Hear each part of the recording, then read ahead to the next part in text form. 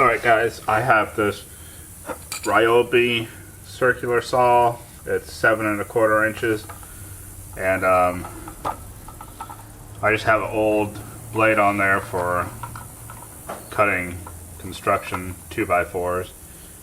I got this inexpensive Craftsman 60 tooth blade because I'm going to rip some plywood down and I don't want it chipping out.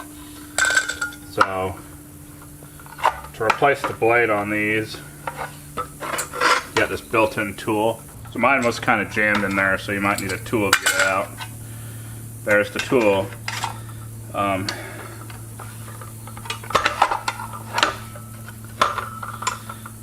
you want to do is get the tool right on there. Get something else to kind of stop your other blade. And turn it, get it loose. Once you get it loose, you should be able to get it free with your hand.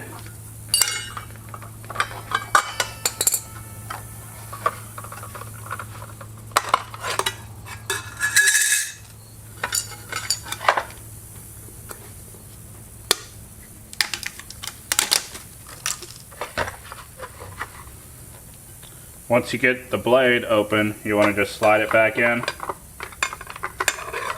Get it right in the spot. Put it back together, reverse the way you took it apart.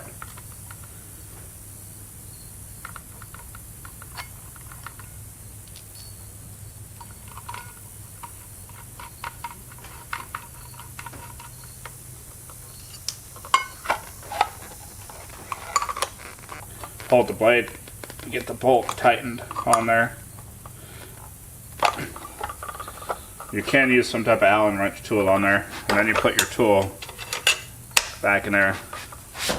That's all it takes to change the blade on your circular saw.